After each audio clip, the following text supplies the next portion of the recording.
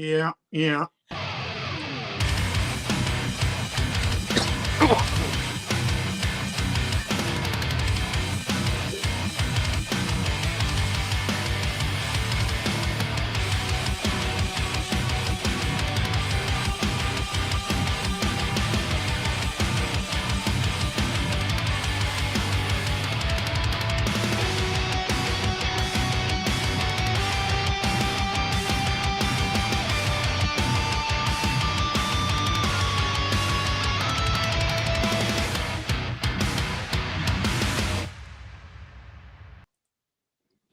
Good evening, ladies and gentlemen.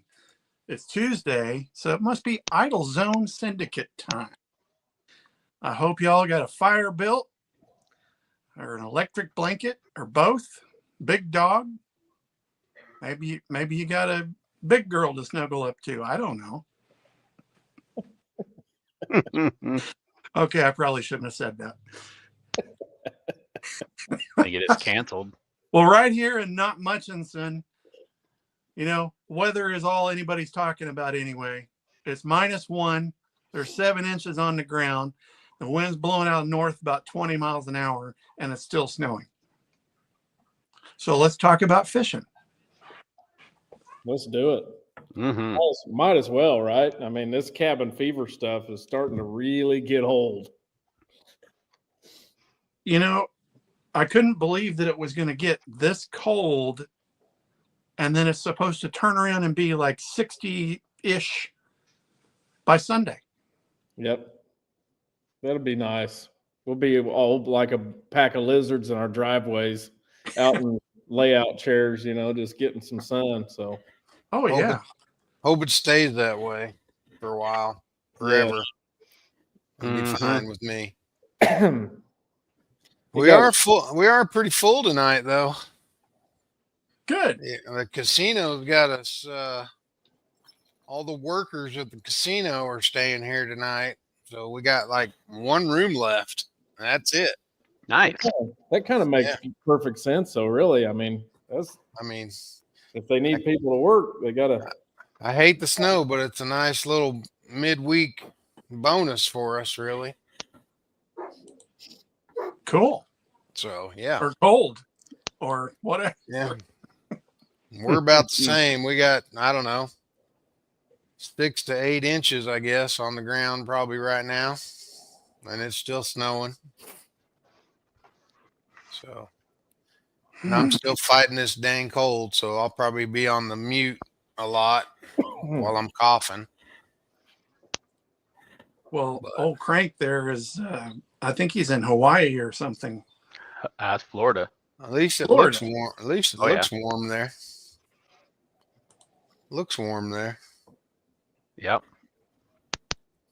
I mean, not too much going on. Bobby Lane won the MLF BPT. Mm-hmm. I don't know if y'all watched that. It was pretty. He pretty much laid the wood to him on the final day. Mm-hmm. I got some feelers out trying to get him on, so we'll see if we can't get that guy on the show. That would be cool. That would be cool. I don't know if it'll happen, but we'll try. If we could have a Lane brother on the show where we could see his face while we talk to him. That'd be nice. That would be nice. Be a plus, wouldn't it? Yeah. Yeah, there was a lot of drama in that tournament. I guess I missed most of it. I think most of it was on social media. I don't know if y'all followed it. I know Keith Boucher said some stuff, I guess, on social media, but I didn't catch it all. Anybody know anything about that? Something about him and not he didn't have a camera. I saw that part, but I think there was more somewhere else about and he him thought and Adrian. Avina came in on him and yeah, yada yada yada. So was the camera boat thing after he posted about Adrian coming in on him? Was that the deal? Was that what made it such a big deal? I don't know. I missed that part too. I don't know. I just saw the camera boat part. Yeah. Well, I saw where he did his apology today that I'm sure Boyd made him do. So, I don't know. Keith Poche, we should probably have Keith Poche on sometime because I think he gets a bad rap. I really do. He's one of these guys that's all out and says what he thinks a lot of times. So, and sometimes that gets him in trouble, like it did this time. Mm-hmm. But I don't think he's that bad of a guy. He pushes the gray area, Mm-hmm. and he knows the rules inside and out. Yep. When guys are complaining about Keith Poche, rarely does he. Like, he didn't break too many rules while I was at Bass. He came darn close, and he pushed it really, really, really close. But that's what he does. And he's not the only one that does it. I think he gets in trouble more because he's more outspoken than some of the other guys that push the gray. Some of the other guys push the gray and then just kind of hope that goes away type of thing. And Keith pushes the gray and lets everybody know he's pushing the gray. So it is what it is. But congrats to Bobby Lane. Kind of felt sorry for Mark Davis because that's like twice that's happened to him where he had a pretty big lead and was, really whacking on him and didn't do it on the final day. So, but anyway. Wind was out of a bad direction for him. Yeah. I think his water was getting stirred up pretty bad there towards the end of the day. Yep. That's all I got. I just wanted to chat about a little bit about the tournament. I mean, we got the elite coming up. We'll talk about our picks at the end of the show, I think. Oh yeah. Mm-hmm. We agreed to that. We did. We all agreed to that. So That doesn't mean I remembered. Just that we agreed to it. Okay.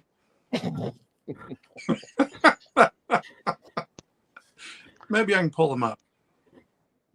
you got any stats on this guy that's coming on? I tried to find some, and unfortunately, I didn't find too many. I found a few, but what you got, Kyle? Well, it's going to be a good time this evening. Guy is fishing in his 5th season on the MPFL.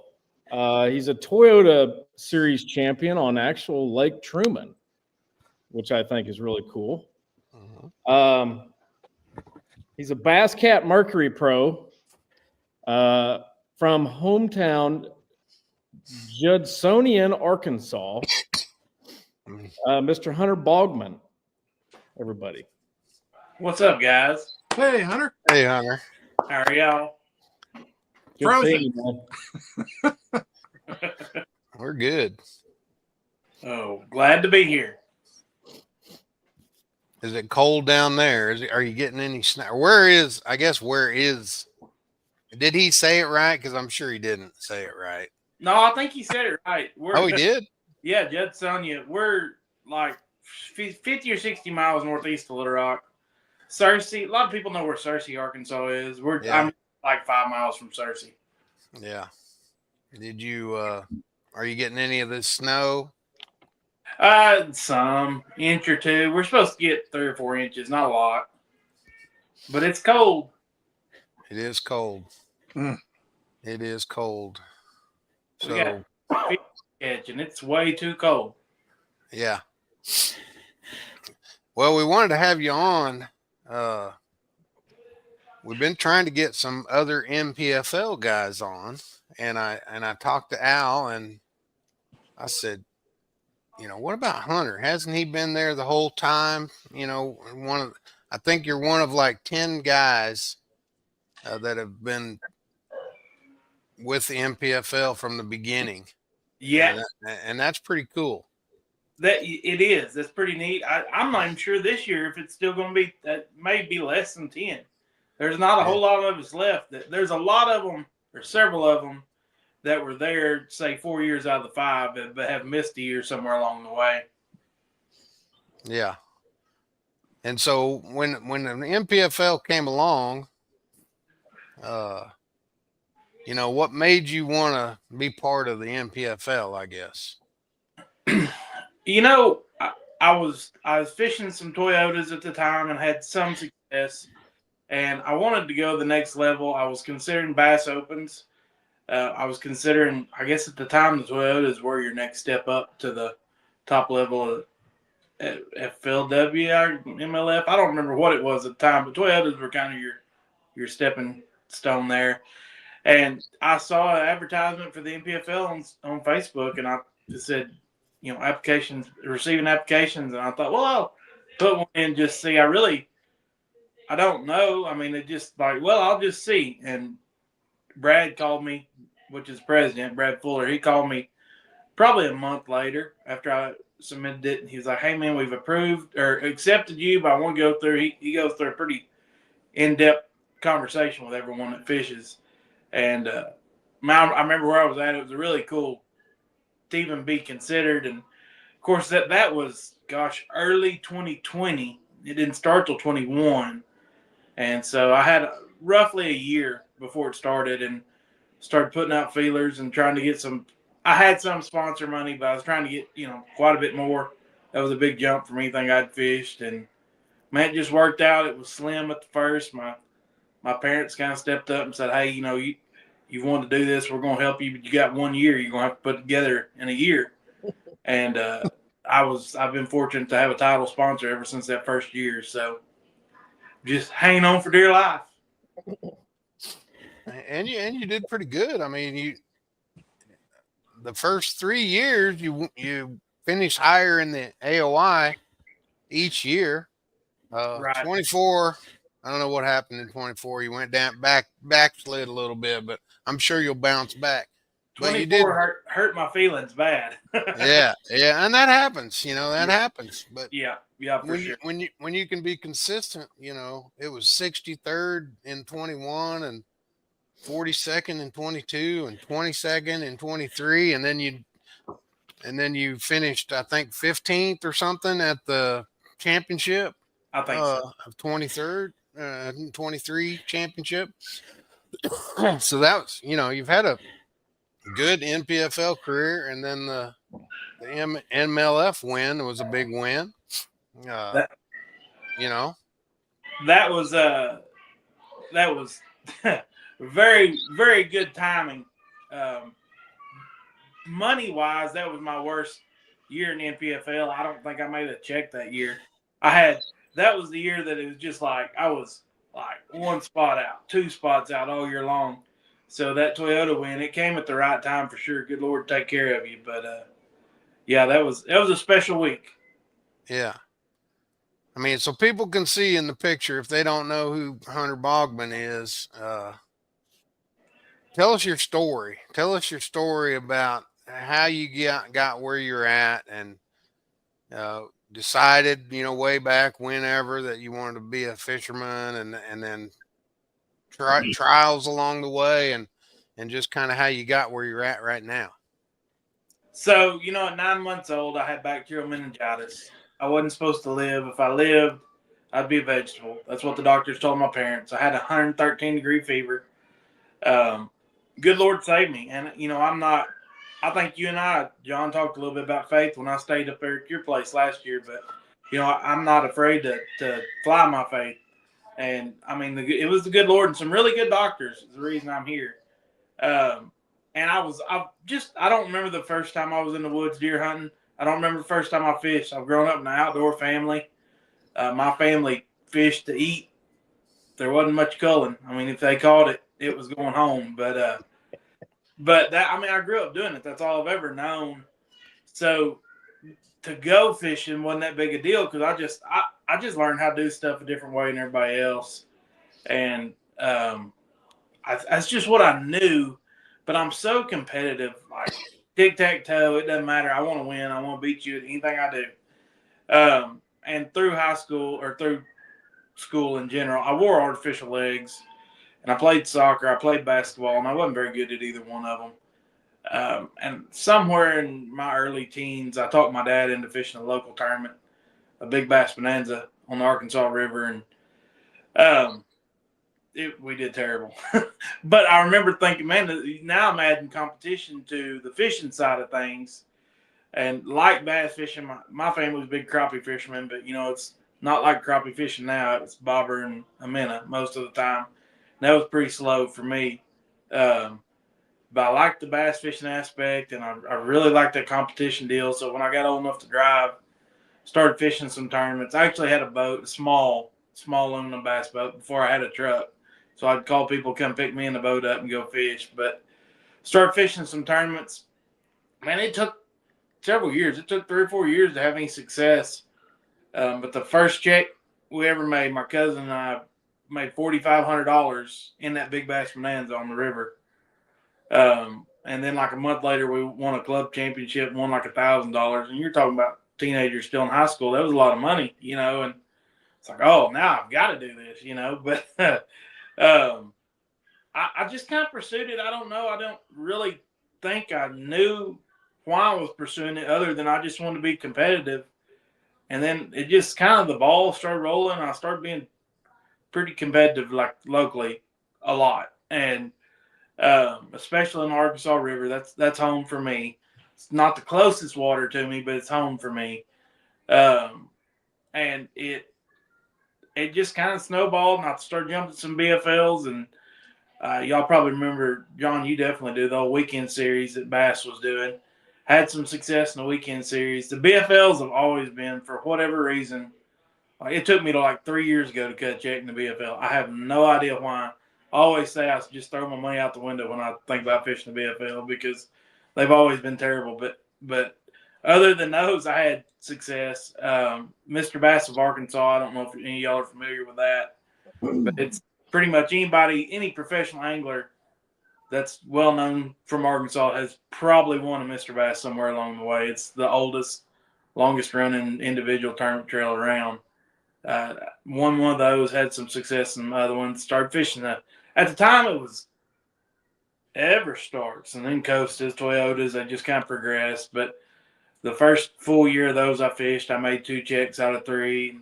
Man, I don't know. I still really don't know where I was like, man, I think I want to do this. But at some point, I had some little local companies give me, whatever, $50 a month, $100 a month to pay some entries. And it just kind of built to the point where I made some relationships and got my foot in the door different places, and started, working with a boat dealership and some different things. And I was, 26, I think, when I got married, 27, something like that. And I knew by then, but golly, I've been doing it a while, at that point, even at the Toyota level.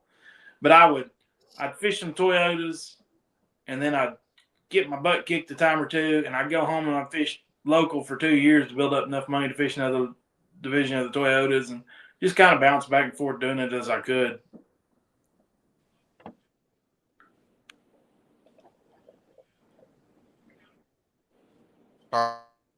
Forgot I was on mute. Oh, I thought y'all were speechless.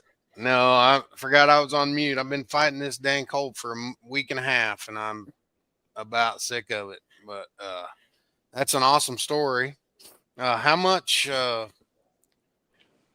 your faith have to do with, your success and where you've gotten to this point in your life? Everything. It really does. In every aspect, not just the fishing aspect. I know I shouldn't be here. I know God saved my life. I want to make the most of it. And what's really neat is the more I fish and the more I travel, the more people I meet. And I get to share my story. The other thing I do is motivational speaking. And that's sometimes schools, a lot of times churches, though.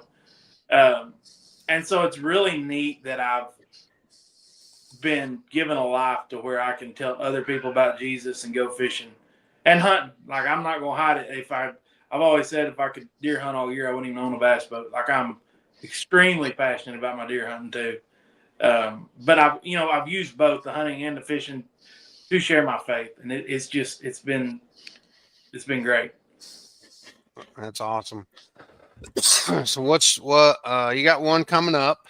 What's like a week and a half or something? Yeah, we leave in a week and a half. We leave a week from Friday is when we will leave, so we'll start practice a week from Sunday, which will be March 2nd maybe. And where's that one? That's at Santee. Santee. Should be like giants being caught, I would think. It should be a good one. Yeah. I would think that would be a really good one. Is there any one particular one on the schedule that you're really looking forward to this year? Yeah, but I have no idea if it means I'm gonna catch any fish. But man, we're going to the St. Lawrence River, and that's a bucket list. I've never been, and I am so looking forward to going. My parents, about once a year, they'll go. So my wife and I've got a 3-year-old and a 2-year-old little girls. They travel with me to all the events, all the NPFL events, and about once a year, my parents will go with us. Usually north, make it kind of like a vacation for everybody. My dad gets to practice with me when he goes, and they're going to New York with us, and we've got the house reserved 2 or 3 extra days, and we're going to lean on them a little more after the tournament's over. Where's that tournament out of? Messina. Are they letting you run to the lake, or is it off limits? Or I haven't heard anything saying we could. I'm not gonna say anything. I just. Do you have a no information rule? Yes. It was Okay. I Just want to make sure we don't get you in trouble because you've No. never been there before. But that place is awesome.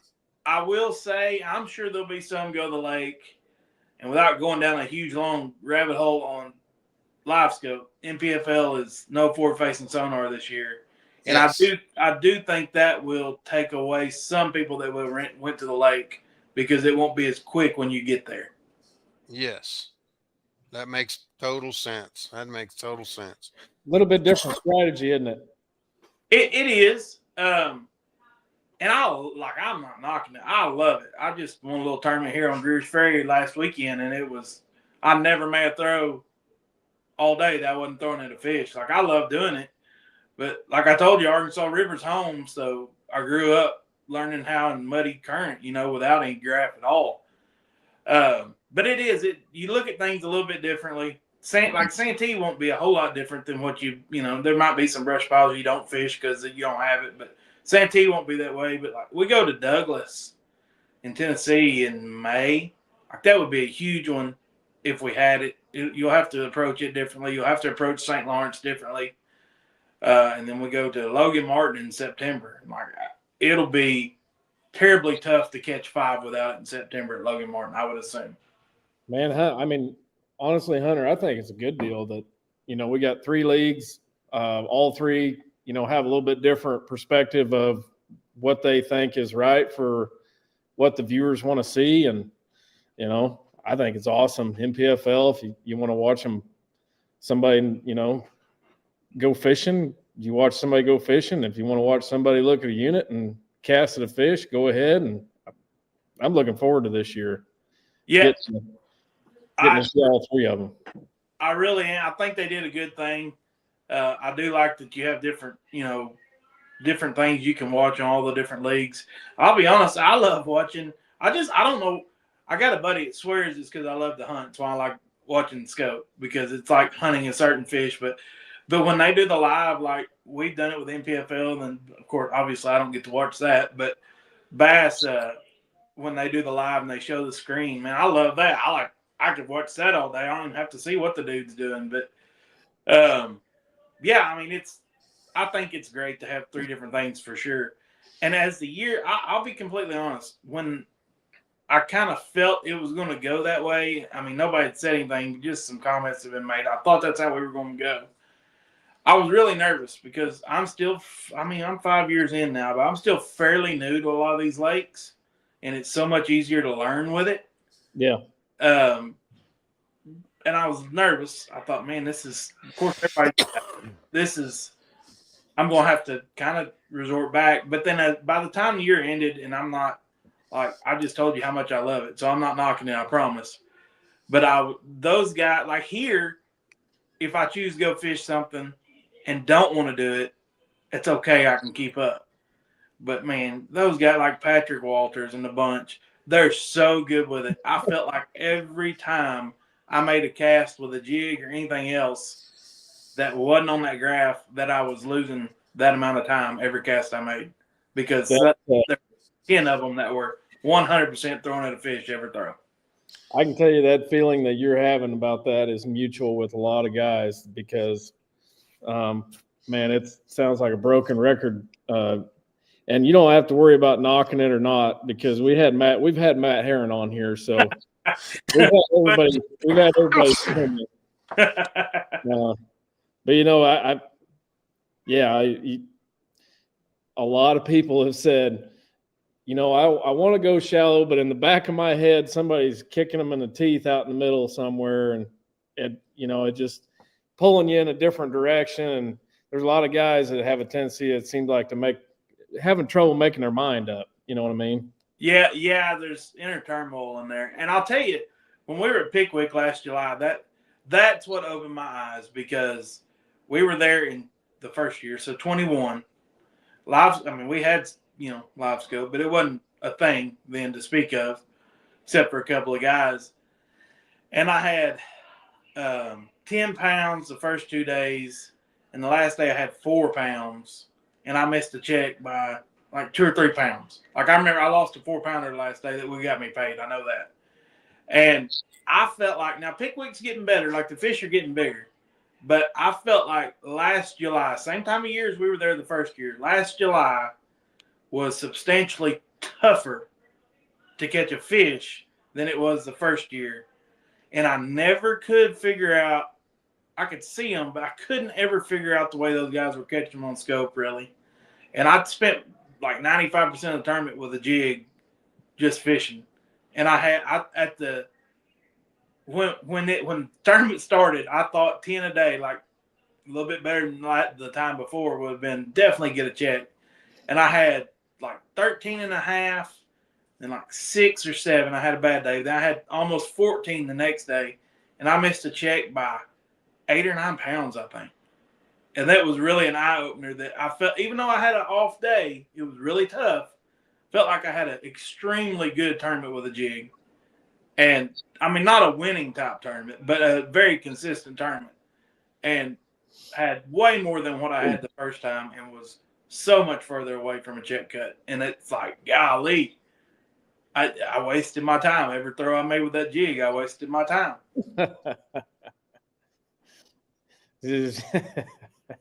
I'd be the same way. I can't.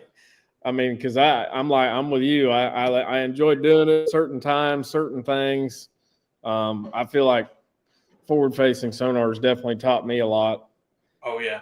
About any body of water I've been to, night and day quicker than I could have learned it. Side imaging or whatever. Just graphing around. But yeah. I mean, until they'll eat a topwater, I'd just soon go look at them on the graph than anything else. I love it. But, it'll be different this year. I'm looking forward to it. I bet. Yeah, I think if you mentioned a little bit of it, I'm kind of the same way as you. When watching it, you hear people complain about watching the back of a guy's head. Yeah, that's not fun. But I'm with you whenever they show it on the screen. And I think once they figure out on them forward-facing tournaments, if they can get every single camera hooked up to that unit, yeah, and when all them guys are doing it, and you can maybe learn what this guy's doing a little bit different than this guy, and and it's fascinating to watch that fish, or watch. It's fascinating to me to watch them identify a fish like that's on the bottom or just sticking his nose out from behind a stump, when I'm like, how did he see that? I didn't see that. Looked like a piece of grass to me. And then here comes this fish out, and that guy's already seen it and is fishing for it. And that's the stuff that I want to see and learn. And, I've been trying a little bit to get a little bit better at it and this winter, but it's crazy. But if they can get that to where especially on the ones like you say at the St. Lawrence, when everybody's doing it and they know everybody's going to do it, they need to have all those cameras. I don't even know how they do it, how they hook them up there to where it's showing on the screen, but yeah, I think it's just as simple as an Ethernet cord coming out of the. I think it's HDMI. Yeah, I think it's HDMI. Whatever. I mean, it ought to be. They ought to have it on every. They ought to have it on every unit. I don't know why every camera doesn't have a 20-foot cord or 10-foot cord over to the one at the console where they can see it. See, a lot of those graphs, like mine, I had a camera at Lanier, and they said, "Are you using?" Yeah, I'm 100% using my graph, but mine didn't have a hookup to plug up to. They said, "What Garmin? What you have, Garmin? Which Garmin?" And I told them the 126 SV, and they said, "Yeah, that doesn't have. We can't hook that up." So it's way above me what they need, but mine didn't. It'll get there. I mean, eventually, they'll be able to do it. They'll be able to do it Wi-Fi. Camera to unit. I can see that coming. They should be able to do that eventually, but yeah, I mean, Devin said Garmin can do it on Bluetooth, so maybe that's already there. So there you go. But Devin's our expert. Devin's our expert scoper on the show. Devin Pino, everybody. Well, he's our IT guy. IT guy and our expert scoper. I swore up and down Jod said Bigfoot and not Bluetooth, but I feel like he did. I did not say Bigfoot. We're not there yet.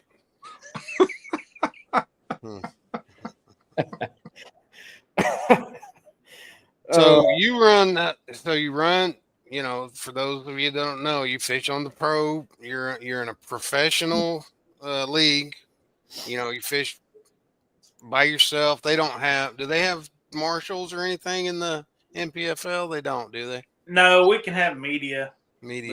But that's like at our discretion if we have somebody we want filming. But you run your own boat, you hop up there on the front deck, and you don't have any like modified equipment or anything like that. You just fish with normal stuff that we all fish with, right? That's right. I keep my butt seat.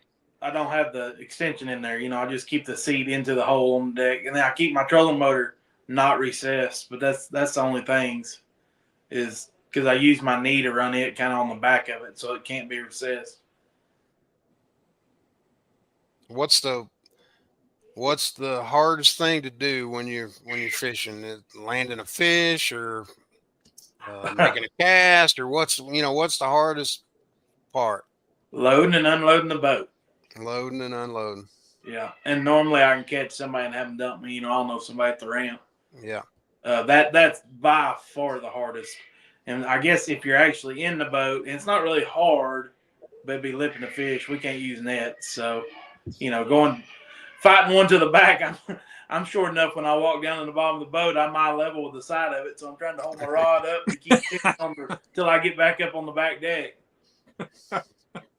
Yeah, it's pretty amazing. It amazes me to watch what you do and like what Clay does. Clay Dyer, we need to get Clay on the show too sometime. But it just amazes me what you guys do. You did stay here at the lodge and sometimes I get to feeling sorry for myself for things. And then I realize quickly that,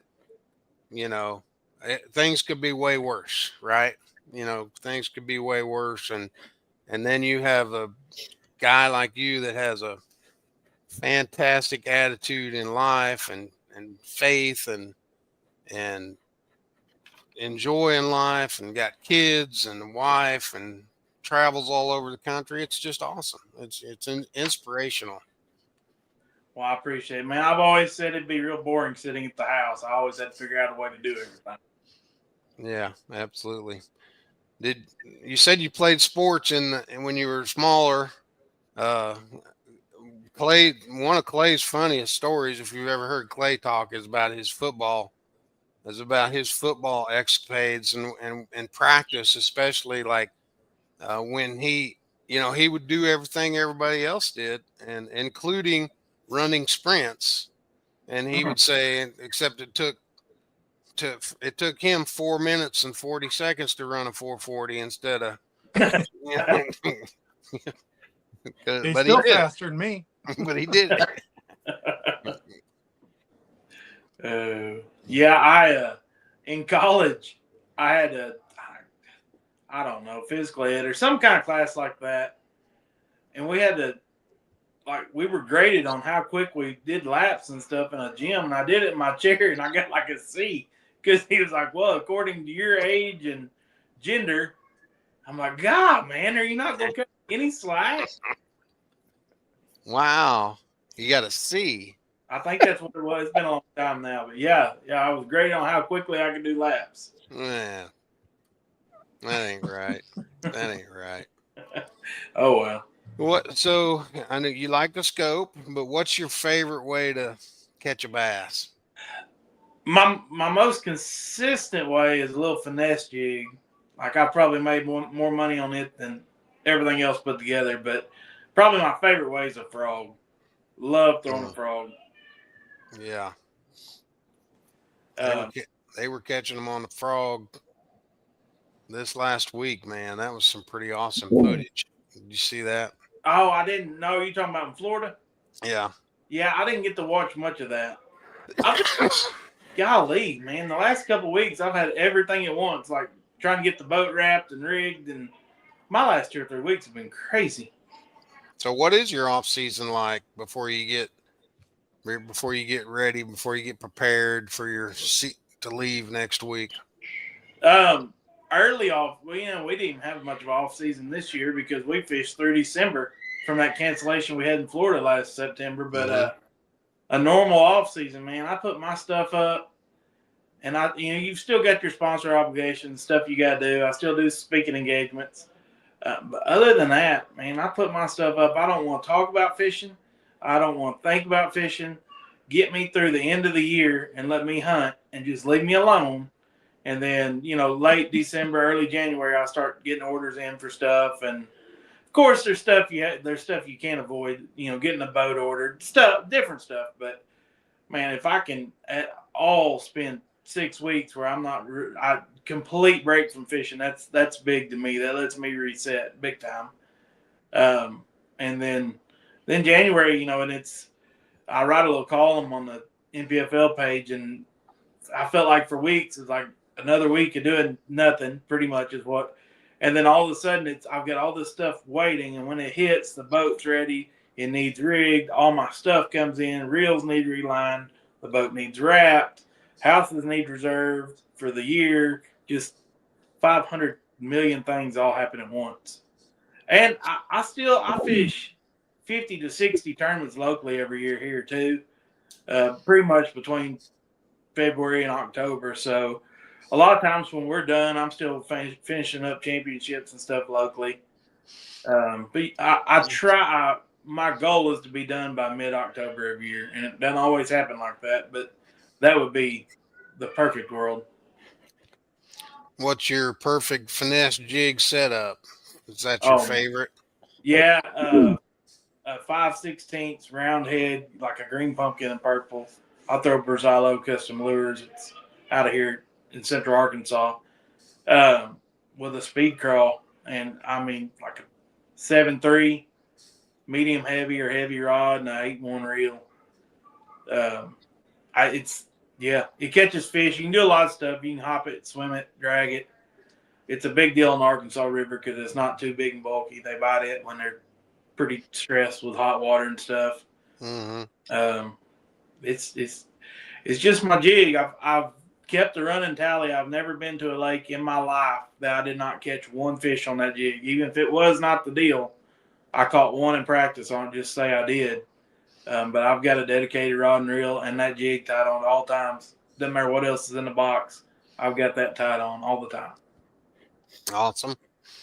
What? And if you couldn't throw the jig, what would the next one be if that's all you had to throw? Man, a hollow body frog, which that's not near as it doesn't get bit like the jig everywhere you go, but yeah, I enjoy throwing it a lot. I like throwing a square bill. I'm not a big fan of deep cranking or anything, but I like throwing a square bill quite a bit. Just your basic river stuff, man. I go to the river and I'll have a jig, a square bill, a frog, and that's usually about it. And I'm good with that. Maybe a spinnerbait or a chatterbait. So are you more excited about a river type tournament or a lake type tournament? No, I'm more excited about a river, but we really don't get that very much. You get some lakes that have current, but there's not many places. I mean, like St. Lawrence will be a river, but it's not. I mean, it's clear water. You know, it's different. We don't get just a ton. I mean, there's not that many that a national tour is going to go to that's true river. Like Mississippi River, Sabine River, and I've never been to either one of them. And then you know what's odd? Much time as I spent on the Arkansas River, I've never fished like any of the opens or anything out of the Arkansas up around Muskogee. But there's not a lot of places in the country that a national tournament goes. It's a true river deal. Yeah. What's the river look like? That the section that you fish a lot. I mean, is it made up? Does it got grass, trees? Like what's? Yeah, so Little Rock is kind of my go-to when we go, and it's obviously if y'all have ever come through Little Rock, it's big buildings and crowded. But rocks got a lot of willow grass, very few pads and stuff till you go another couple pulls down, lay downs, sand drops, stuff like that. If you're on a lake that's not really river, but say Grand Lake, are you more apt to like run up the creeks or run up the rivers and try to, fish that way, or stay out towards the main lake? Well, I have been my whole life, and then like we talked about the scope deal come around, and it really changed how you approach the place because you go up a river and you hope for 8 bites in a day, and you can stay on the lake and get a lot more bites. But you take that away, absolutely. I'm headed up a river if I can at all do that, Yep. Matter of fact, when we were at Grand last year, I caught all my fish up a river with that little jig. Every fish I weighed in was on that little jig except for one. You had a good tournament, I think, up here, didn't you? Yeah, I think I had a top 20, or maybe I was 22nd. You were in like 15th or something after day 1 or day 2. One of the days you were up there. Yeah, I had 2 good days. I had like 17 and a half and almost 17. But then the last day I had a 4-pounder and 2 little ones is all I had. Yeah. Was that a fall tournament? No, that was I think that was April. There were some fish on beds. Okay. Yep. Neosho River or Elk River, Hunter? Elk. Elk. Yeah. Yeah, and that's enough, Hunter. What? That's enough. I don't know that I'd ever caught a fish in Elk River that week, but it was all right. He starts getting specific. You just. I just like talking fishing, man. That's why we do it. That's right. Have you ever fished a lake called Big Hill? No. No. All right. Well, don't go up the river there either, because that's not a very good place up there. Oh yeah. Unless you want to catch crappie and white bass. Yeah. Yep. Oh my. Or the occasional 5-pounder. The blind one. That's the one I need every time. Call her lucky. She swims up to that one stump once a year, and John sets a hook, and there she goes back to the main ramp. He spends all year swimming back to that one tree. Oh my. And the season has just began, John. Can you imagine? I know.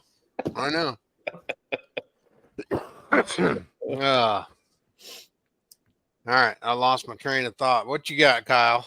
I kind of lost mine too. We're just starting to get fired up here. I kind of like it.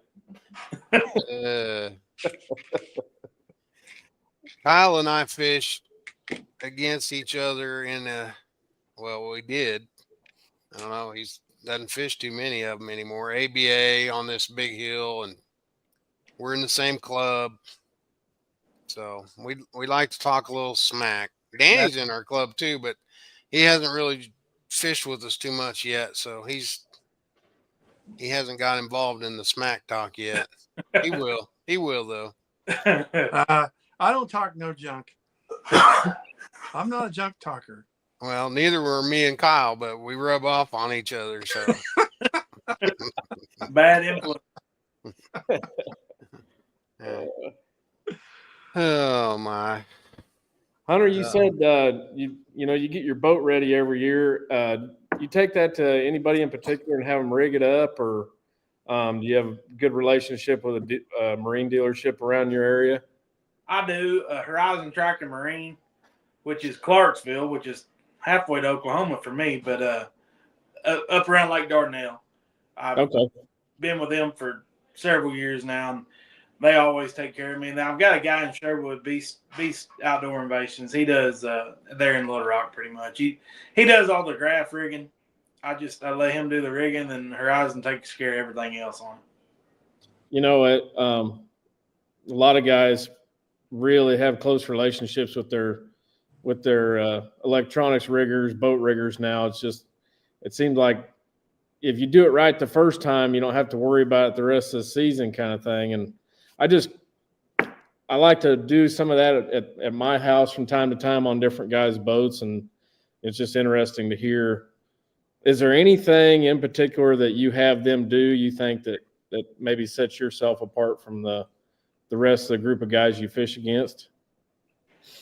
Man, doing it right goes a long ways, because there's a lot of rigging that's not done right, and that's not anything special. It's just everything run with dedicated power and big enough wires and no interference.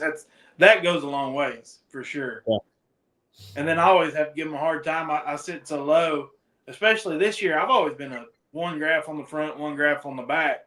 Mm-hmm. But without our scope this year, I'm gonna run 360, so I want two graphs up front. And most dual mounts are pretty flat, and I'm low enough that I can't see that. So we had to kind of come up with a way to get them angled enough that I could see both of them. And I lean on them and their fabrication for that to make sure to get it where I see everything. Yeah. You run dedicated power, so you're a lithium guy for those electronics? Yes, but I run it all off my cranking lithium. But a big thing I've seen in the past is just not heavy enough wire going up there. Like running that big heavy gauge wire does a lot to help. Yeah. I kind of realized that a good while back when I was rigging a guy's boat, and I installed the first Sea-Clear power harness. I'd never installed one before, and I actually talked the guy into doing it. And those Sea-Clear power harnesses are like this big around, and right. It's just odd because the power wires going to your unit are so tiny, and they go through a 3-amp fuse. You're going, why in the world do I need double aught wire from point A to point B? It doesn't make a whole lot of sense. And but yeah, anyway, I definitely notice a big difference on no interference when it comes to doing stuff like that, for sure. Yes, and I'm not like, they've got to get it right, because I'm not that bright on it. I need to be able to turn it on and go fishing. I'll tell myself, last weekend I fished that tournament and it was raining. It was nasty last Saturday. And, man, so I had bass cats for a long time. And then I went for a 6-year period with Blazer. And I'm back in the bass cat this year. Well, bass cat has a switch, for those of y'all who don't know, just FYI, that turns your black box on and off. Unfortunately, I knew that, but I forgot. I dropped the trolling motor in the water and spent the first hour resetting everything on the graph and running down wires trying to figure out why I had no power to my live scope. And like I 100% went to that tournament with 2 spinning rods and 1 bait caster to do nothing but throw at fish on the graph. And I dropped the trolling motor and everything worked with scope. And I'm like, what is the deal? And my poor dude that rigs my boats, I text him. I'm like, are you awake? Well, he was fishing a tournament. He ended up calling me. By the time he called me, I literally spent an hour. And I looked down and I saw that switch. And I'm like, you're so stupid. Hurry up, turn the switch. It just popped right on, ready to go. About that time he called me, I said, don't worry. I'm an idiot. I've got it going now. So I've got to ask, because I saw some pictures. I was looking at pictures. You were in a Blazer. And now you're back. You said you're back in a Bass Cat. So what model? And I've got to know, what is it GPS top end at? It's an Era, and top end so far is only about 72, but it's only got like 6 hours, 7 hours on it. I hadn't pushed it yet. The other day in the rain, I hit 72 and come back out of it, but I'd like to get a couple more hours on it before I really start tweaking and pushing it too hard. But Hammer down, man. It's just send it. Yeah, it'll be fine. Something about that rain at 70 was enough on my head that I didn't want any more to begin with. I think just from my guys at Cat I've talked to, some guys that have an Era, I mean, I think it's going to be like a 75, 76 to maybe 78, 79 boat loaded. I think it's what it's going to be. I'm a big dude, though. I mean, you put a little guy in there, it's going to pick up a mile or two an hour. Are they pretty, I mean, not to get too far in the woods, even though we already have, are they that weight sensitive? Every boat I've always, I mean, between Cat and Blazer, I've had, pretty performance type boats, and you take a guy that's 150 pounds less than me, and that's a lot of weight to take out of a boat. And I remember I hadn't played with this one yet.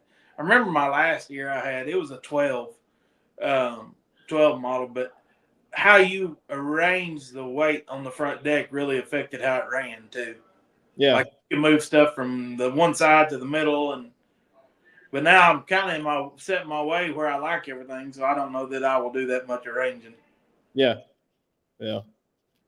I know the Bass Cat sure is building a fine boat. My goodness. Yeah, it is. I've always said, even when I was running my Blazer, I'd rib my contact that had Blazer pretty hard. I'd say, they're the best built boat around. He's like, yeah, whatever. But I mean, I don't know that there's anybody that would argue. I mean, Cat goes out of their way to build a really, really sturdy, well-built boat. I just wish they would get away from the square-headed screws. Yeah, tell me. They just drive me insane. Every time I go to work on one, it's got a square-headed screw in it, and I'm going, come on. That's what my dude was saying that day when we were rigging it. He was like, oh, yeah, I forgot this is a Cat. Let me go get my other bits. They don't strip as easy, though. The squares don't. Right. I agree. It's just they have got to be that much different. That's just what gets me about them. Oh, yeah. A neighbor of mine had a Cat for a lot of years. He bought a new one every year and from a dealership in Joplin, and he had Cougars, and I guess he might have had one Puma, but I'd go over there and not take any tools with me, and it was all, yeah, I'll find that square-headed bit somewhere around here, and he'd always hunt for about an hour trying to find the daggum thing so I could do something. Yeah, it's you better have one if you need to work on anything. Yeah. DB? I didn't do it. Are you just looking? You're looking like you're just full of questions over there, buddy.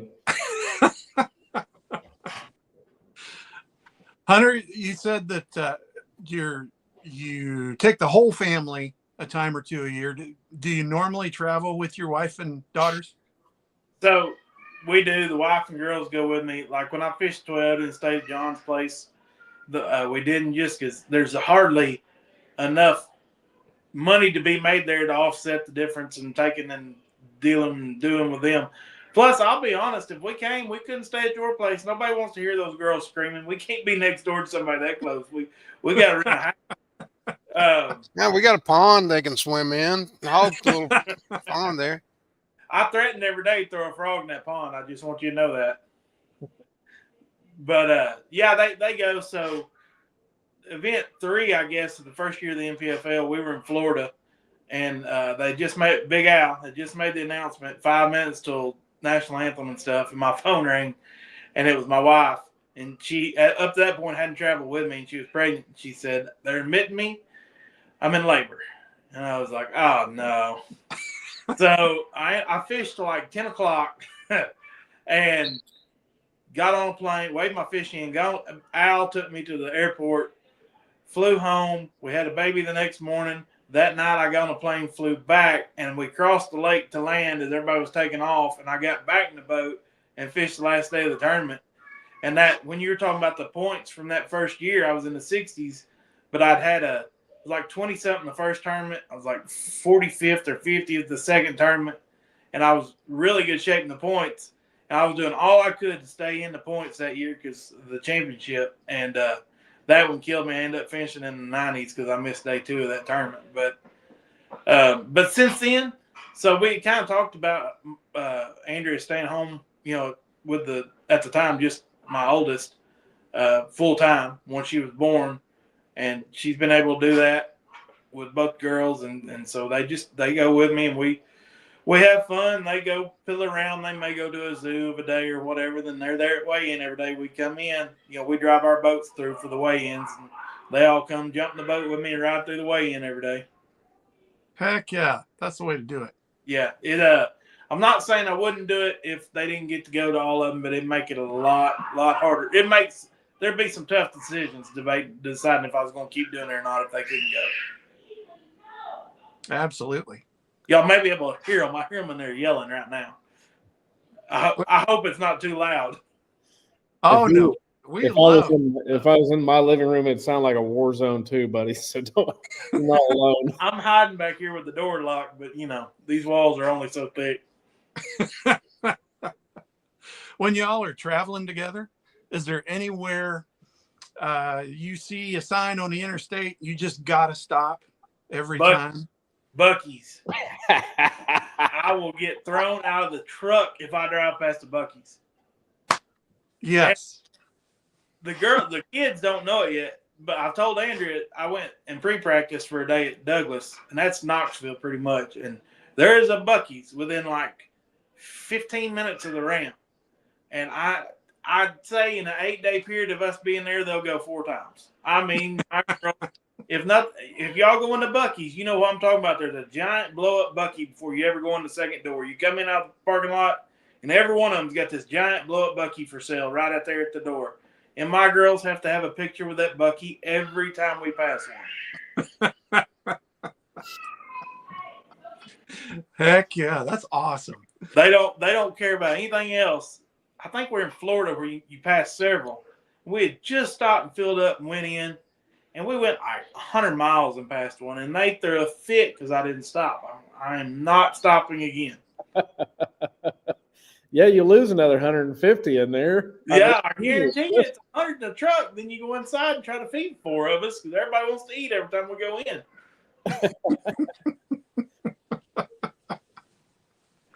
Oh, that's funny.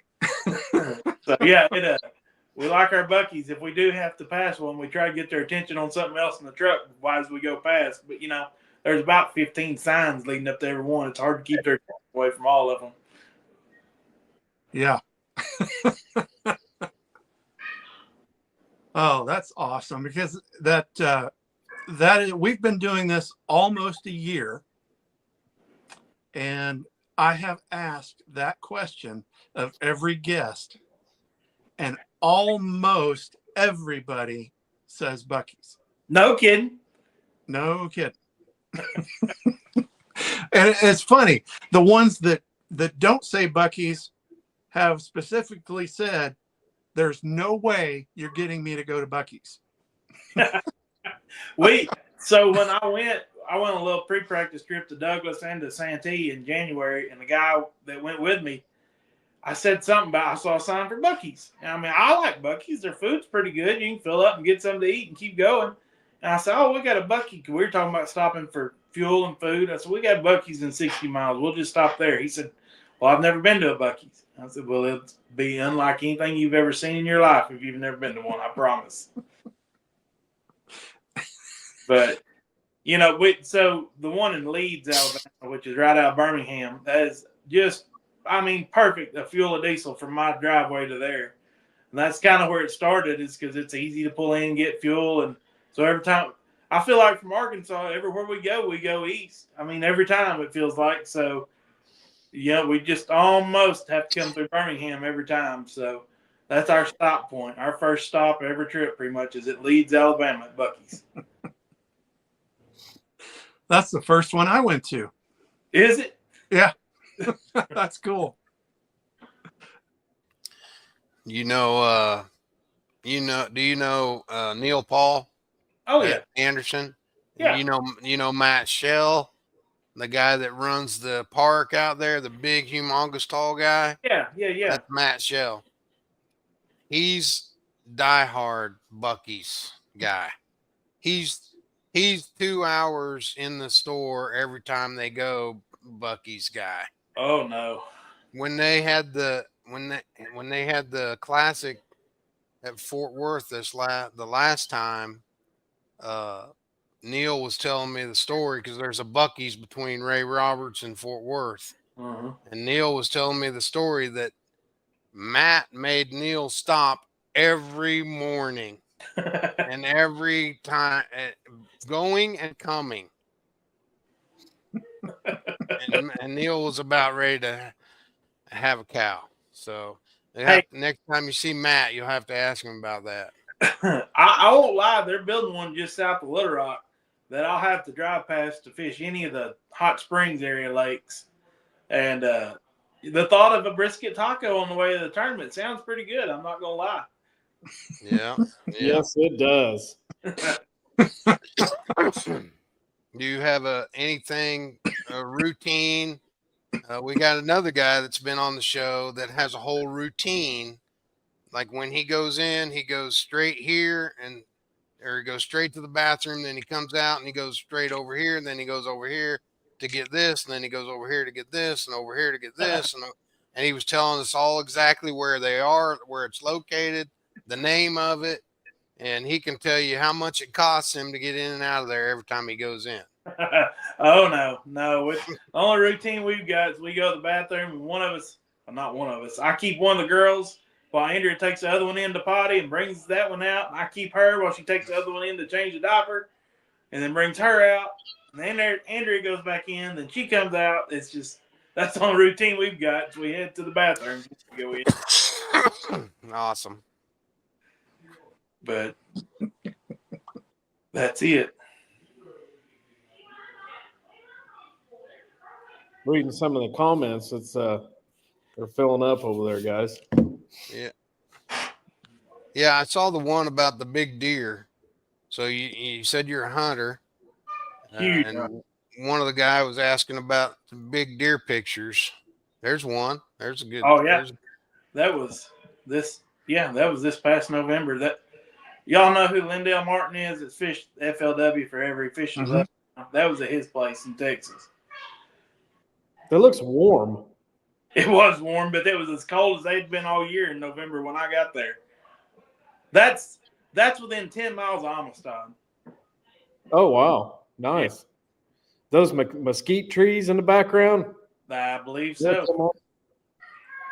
Everything's little short trees around there. I assume those are mesquites. I think that's what they call them. I could get my hands on some of them. Yeah. That's pretty good brush piles. Yeah. I'll show you right here show you how sick I am about deer. See if I can do this. Learn how to drive this thing backwards. Can y'all see them all? Oh my gosh. Wow. That sounds Yeah. good. Every time I turn this phone, I'm turning it the wrong way. It's like I'm not bright enough to turn it. Hey, you're all good. There Wow. you go. My little office with all my deer. That's awesome. What's the biggest one in that group there? 140 something, 143, 144, something like that, 10 point. That was a Texas deer. My biggest Arkansas deer is a one. I've got 1, 2. I think I've got 3 that scored 138 in Arkansas here. You shoot recurve, compound, crossbow, slingshot. What do you like to kill them with? Spear. No, I'm kidding. Man, I don't shoot a recurve. I shoot a compound. I shoot a crossbow. I've got both. And then I gun hunt and muzzleload as well. I'll be honest. I shot a crossbow for when I was growing up, and then one day a dude was like, "Why don't you shoot a compound?" I'm like, "I don't know if y'all can see my hands, but I mean, I don't have any fingers." And I'm like, "Well, because I'll drop it." He's like, "No, we can figure it out." And he took me to a lady, and we figured out. I mean, we figured out. I ended up not having to do hardly anything to it to make it where I could shoot it. I've shot compound for years and years, and man, I don't know. I bought a crossbow about a year and a half ago for one specific deal. Like I had some Christmas money that was burning a hole in my pocket, and I wanted it for one stand. So I went and bought a souped up crossbow, and man, I love it. And I go to Southern Ohio and hunt, stay at a guy's house every year, and I still want to shoot the compound, but I carried both of them up there this past winter, and I never pulled the compound out of the truck. I just carried the crossbow the whole time. I don't know. I'm like, man, I like the compound, but then I think at the same time, if it's gun season, I'm not going to shoot the compound. I'm going to shoot a gun, so why not just shoot the crossbow? But yeah, I'm back and forth on that. But you got to have options. Yeah, there's some stands we've got that just doesn't set up right for a compound a lot of time either. So, especially, I bought it for late in the year. I guess I bought it last January, a year ago January. I bought it for some late season stuff, and I don't know. I just kind of liked it. I've shot it a bunch since then. I've got a 44 mag Smith & Wesson 6-shot double action pistol I'd like to kill one with. I got out of deer hunting years ago, started having kids, and now my 6-year-old's starting to get to the age to where he needs to learn and witness and, interact out in the woods. And so, yeah, I definitely feel the deer madness fixing to start back up for us as well, man. Yeah, I love it so much. And my 3-year-old, I've got a BB gun. Actually, a guy gave her that I've never even pulled out of the box. But probably spring, I'm gonna start letting her shoot a BB gun a little bit and get used to it. Because at 6 here legally they can hunt. And not every kid's ready at 6, but I want to not be the reason that she's not prepared. I'm gonna start letting her shoot and see how much she loves being outside. She hadn't fished with me a whole lot, but has some, loves doing that. So I think she'll like it. I just need to start her on that BB gun for a while and see how she does.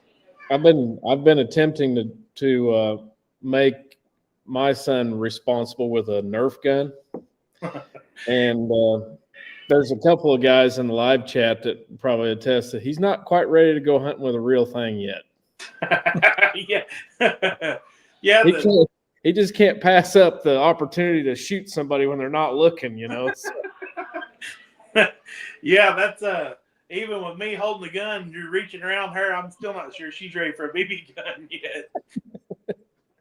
Yeah, you said 3, and I'm sitting there going, "That's my daughter's age. I don't know if I can do that." Yeah, we're gonna try. We're gonna sit in the grass and shoot a little bit this spring when it gets warmer. You kill any ducks in your neck of the woods? Yeah, oh yeah, man. I don't duck hunt a ton. I duck hunted more this January than I have in probably 5 years. I'm an hour from Stuttgart. I mean, some of the best timber hunting in the entire world is within an hour of my house. Yeah. And I don't have like a lease or anything. We hunt public when we hunt. But there's some really good public here, within this area of Arkansas. And so what about lakes, Hunter? So you got Arkansas River a couple hours away? You said? Yeah, Arkansas River's about 50 minutes away. It's in Little Rock. That'd be the closest place for me to the river. Greer's Ferry. I don't know if y'all have heard of Greer's Ferry. A little bit, yeah. Yeah, it's an Ozark type lake, like a table rock, except Hottest. smaller and the fish are smaller. The hottest tournament I have ever run in my entire life. Greer's Ferry. Really? Yes. It was a Bass Nation regional, divisional, probably, I don't know, 10 years ago. And it was June, I think. And we were set up on they had just blacktopped the parking lot there, brand new, and it was 110 degrees that day and like 130 on the asphalt. The hottest tournament. And I've been in some hot places, Yuma, Arizona, and that Greer's Ferry was the hottest tournament I've ever run in my life. Miserable. That's not a place you want to fish in June either. Like, that's not a place to be. I actually fished a tournament there in June this past year and caught a lot of fish. They're just hard to catch anything over 1.5 pounds that time of year. Yeah, it wasn't. They were little. They were little, but is that a spotted bass deal, Hunter? Or there's a bunch of them, but there's smallmouth in there too. Like this past, and there's largemouth. If the largemouth bite, you won't compete. But a lot of times the smallmouth win, or somebody will have 3 or 4 smallmouth and a couple of largemouth.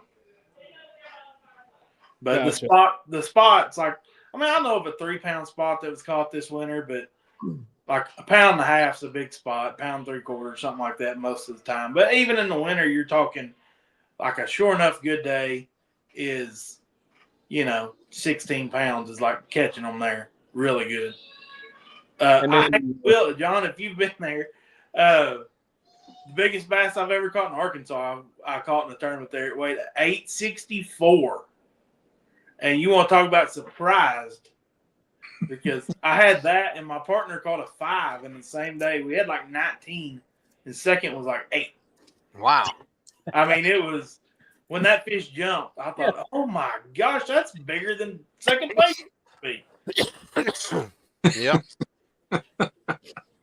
And then so you've got Dardanelle fairly close too. Yeah, Dardanelle's about 145. Dardanelle, the most sick I have ever run a tournament in. It was Lake Dardanelle. Arkansas got your number. Put it this way. There are days of that event that I don't, and it was a national championship. It was a national championship. Oh yeah, I remember that one. And I was so sick with fever and everything. There are days of that event that I do not remember. Was that a national championship or a weekend series? Nation. Gotcha. Yeah, that's one of Ron Riles. He's in a wheelchair. I think he fished that one. You know what we call Ron Riles? What? The old spider monkey. I mean, is he not a spider monkey? I mean, that's like a nickname he gave himself. Hey, so but if you've ever seen it, you got to meet Ron Riles to know, because this dude is in a wheelchair, but he'll be on the ground. You turn your back and turn back around, and he's in the boat. So we went.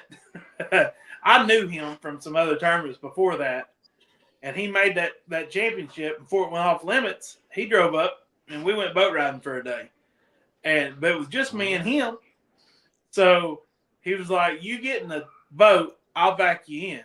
So he dumps me in the water at the state park, and I idle up there to the little dock, not the long dock, but the little courtesy dock. And he rolls out there in his chair, and he jumps out of the chair on the dock, hops in the boat. And I said, "What are you going to do with the chair?" He said, "I'm just going to leave it there." So for like 6 hours, the empty wheelchair is at the end of the dock. I said, "There's not a chance there won't be like a dive team there when we get back. Like, everybody will think you've fallen out of the chair and in the water somewhere." But nobody messed with it. Nobody was looking for anybody when we got back. Yeah, because somebody like me, I'd boy, if I showed up there to fish from that dock by myself, holy Toledo, I'd be the dive team. I'd be figuring something out, or just hop in the truck and go the other way. I don't know, but We should have wrote a note. I'm okay, and put it Yeah. in the seat. Mm-hmm. going fishing. Yeah. Oh yeah, I'll never forget that. That's also the place where I picked up my first Ranger I ever owned. I was Really? the president. I was the president of the Federation of Bass Kansas. And back then back then was when they were still doing memo deals and all that. So I got a memo for being a president. I got a memo deal from Ranger, and I got a 518 Comanche 518. Went down, picked it up. Super proud. On my way back home to Missouri, I lived in Webb City at the time. On my way back home, stop at Dardanelle, put the boat in the water because we got this regional. We were supposed to go there for a regional or something. So I was wanting to drive around on the lake. Stop there, put it in the water, tie it up. Some jackwipe and on a jet ski does circles in the cove at the ramp while I'm parking the truck and puts like 7 gashes in this brand new boat that I haven't even turned the key on. Golly. Oh. I was a little upset. When you're headed to the neighboring state of Arkansas, do you drive like all the way into Nebraska and like Yeah, no kidding. Yeah, I don't go to Arkansas unless I have to. Oh, that's funny. Wow. Yeah. Somebody asked a question about Dardanelle though. David did. If it fishes like a lake or more like a river. Not for the most part like a river. You know, that is the Arkansas River. It's got enough backwater at the right time of year. It'll get kind of lakey, a little offshore, brush pile type stuff. But that's even when it's at its best doing that, it's not very good. Like, even when that's at the very best, there'll be like 3 guys that catch them like that. I mean, it's not an offshore place. It's the what we call the lake, which is the bayou in Russellville. Everybody calls I went to the lake. It's still got a bunch of grass and riprap. It's still a shallow deal most of the time there. Yeah. Do you remember the Elite Series that was there when the water was fairly high? The Christie one, or no, the one that Kennedy won. Kennedy. Yeah. Yeah. And he was throwing his big swim jig and jacking them in the bushes. In a quarry. Like, yeah. Or at least I didn't even know that place existed. Since Well, then, I went there and looked around, but it's kind of, man. How high did the water how high was the water in order for him to be able to get in there? I've got the notes in my phone. I've marked it where it needs to be. I think it's like 14 or 15 feet high. But now that's at the dam at Ozark. That's 45 miles from Russellville. So if it's 15 feet high there, it's liable not even be high at Russellville. Because that just elevation, because it's narrow and a river there. When it gets to Russellville, it's big. Plus, this is as weird as this sounds. I guess it's like this on every river. I don't know. I know for 100% it is everywhere on the Arkansas River. That when it runs, say, small craft to 70,000, when it runs from say 50,000 to 90,000, the upper end will be flooded and the lower end will be low. It sucks all the water out of the bottom end of the pools. So it's kind of like, a bigger body of water when the wind is sustained 20 mile an hour out of one direction. It can actually raise the water level on one side of the lake and lower it on the other, kind of a deal. Yes. Yes. Okay. Yeah. I go, Shelby. Yeah. Neely Henry is the same way. Really? But it didn't. You don't even have to have a lot of rain at Neely Henry. There's a bend, the big bend in the middle of in the middle of the river between the dams. There, the river's running along, and then there's a big bend in the river. And if you fish Neely Henry, you know what I'm talking about, Hunter. But I had. there are when they release water, there are times when above that bend is 3 foot higher than below that bend Hmm. Really? on the same day. Wow. And then the next day it'll be normal. Same on both. It's the strangest thing I've ever seen. Like the Little Rock pool, it's just 20 miles long. And it can be, it doesn't fluctuate as much because they don't let it because it's downtown Little Rock. But it can be 3 foot high at the dam and be 1.5 feet low 20 miles down the river. Like you just kind of know I can't even get in that backwater with it running like this. It'll have it just sucks it out. Interesting. Yeah, that's crazy. Yeah. That is crazy. But I can promise you when Kennedy made that run, that place is close enough to the upper dam that you're catching the rollers from that much current coming out of that upper dam. And I mean, I've been there, done that. It's as high as it had to be. I don't remember what it was when he was there. High as it had to be for him to get in there. I mean, it was a wild old run up there. You round the last corner where you can see the dam, and all of a sudden there's rollers from the current coming out of the dam. Yeah. That's one of those I've noticed they haven't put on YouTube yet. They Bassmasters slowly started adding videos on YouTube for different tournaments and this and that, and it's not on there yet because I'd like to go back and watch it again. Yeah, I mean that's been 8 years probably now. Hadn't there 6? Yeah. Been a while. I think Mark Davis did really well in that tournament as well. Yeah, he was in another deal that was very dependent on water level, but I think he finished second in that one. I think you're right. I think he did. Then Jason Christie won it. Before that, I guess he was swimming the jig in the grass. That's when Clun was in top 3 or something at the end of it. But I was actually the camera boat for Christie and watched him catch his winning fish the last day. I was 10 feet from his boat when he caught his winning fish. That was pretty cool. Nice. Yeah, I remember him making the comment in that for some reason or other he couldn't catch him flipping it, but he could catch him swimming it. Yeah, and that was new to me, and it was something to do. It was high. I don't think it was as high then, but it was high, and we had a lot of water coming through what we call the lake, the bayou there, and it had current in the grass. And I don't remember if he couldn't. I don't remember if they wouldn't bite it flipping or he couldn't cover enough ground. I don't remember why. Yeah, but you might be on something there.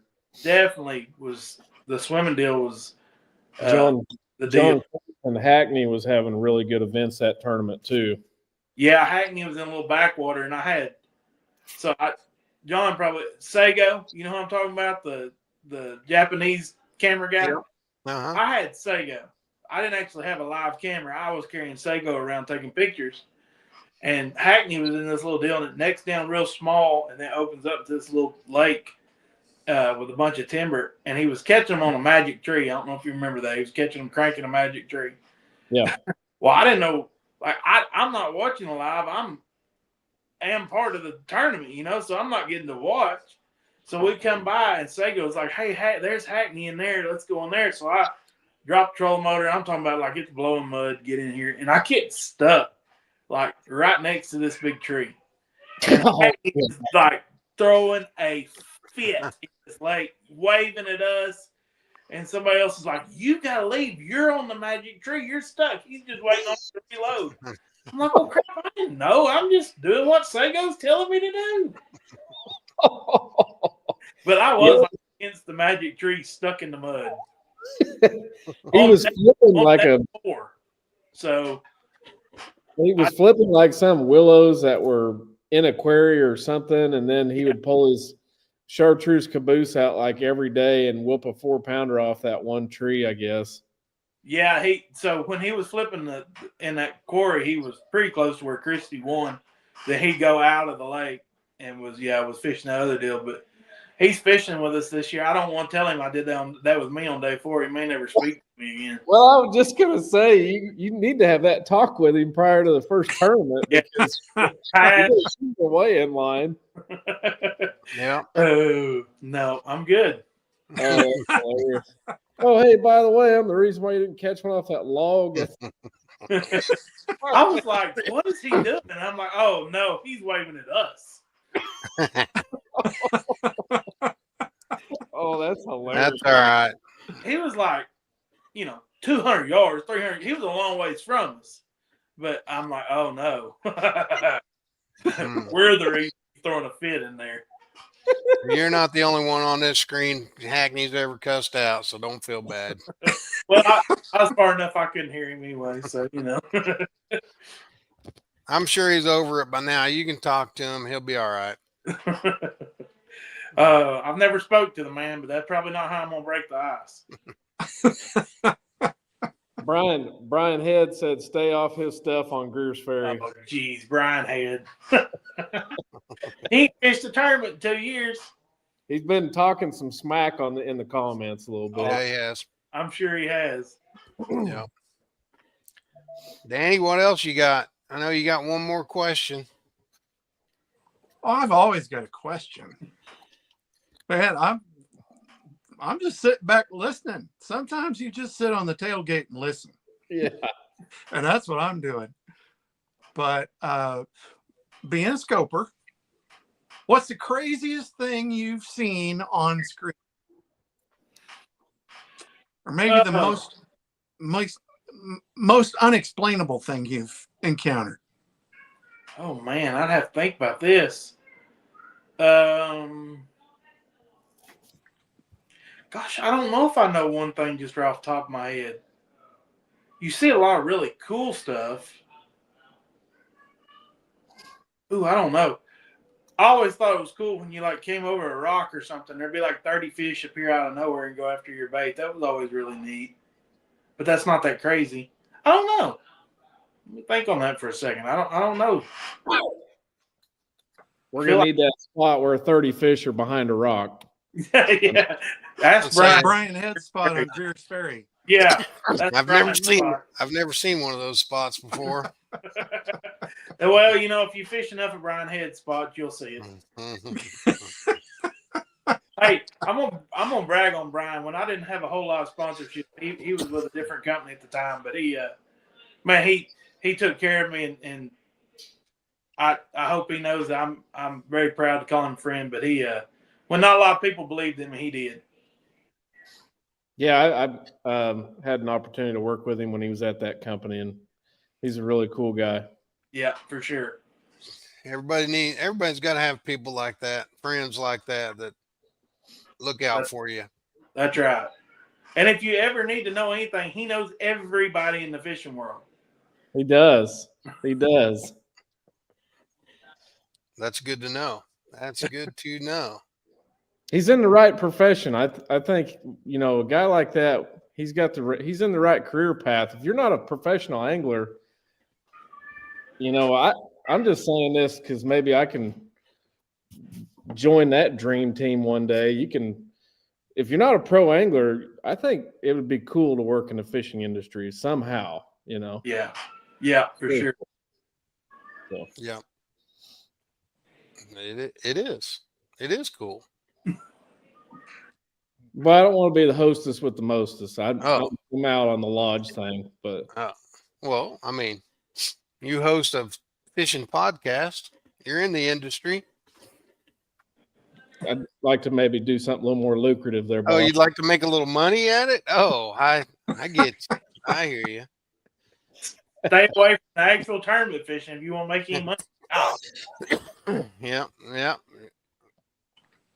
Well, Hunter, I mean, it was great to have you on. I've been hearing the kids running around out there. They're probably about bedtime, isn't it? Oh, no. These kids don't go to bed like 11:30. Wow. Yeah. That's crazy. I know. On nights when I got to get up the next morning early, I'm like, yeah, I'm out. I'm going to bed. That's funny. Oh, looks like your wife's saying sorry about that. No, it was. We just thought maybe they were wanting Dad to play with them. Oh, is she on here? She just chatted, said sorry about that. We've been enjoying it. Yeah, At least that's not awesome. me this time.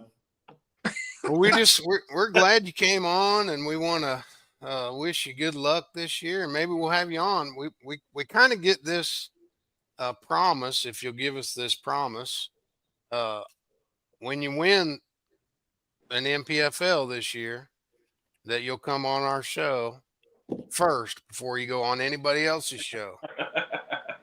Well, we'll do the best I hope we have that problem. Okay. But look here, y'all doing this on Tuesday night. I'm pretty diehard about my Tuesday nighters on the river, so we're gonna have to catch an off week. we can change it. We work with our guests. We do it on Monday every once in a while, or Wednesday if we need to do it on a Monday or Wednesday because you just won the NPFL. That's what we'll do. Yeah. Deal. Deal. We'll hold up our end. You hold up your end now. Yeah. Deal. That's right. You got any social media or anywhere people can follow you at? Yeah, Hunter Baughman Fishing at Facebook, Instagram, TikTok, a little bit on YouTube, not much. Man, I'd really appreciate a follow. And I try to keep something posted pretty regular, except during deer season. But I'll be posting pretty regular right now for a while. Yeah. Well, Hunter, thanks for being on. We've enjoyed having you, and good luck this year. And we'll be following you and rooting you along. Thank Absolutely. y'all so much. Thanks, Best man. luck, Hunter. Nice talking to you, buddy. I really enjoyed it, man. Well, I appreciate it. I did too. Good luck to y'all fishing this year. All right. Thank you. All right. See ya. Later. Yeah. That was great. Fun guy.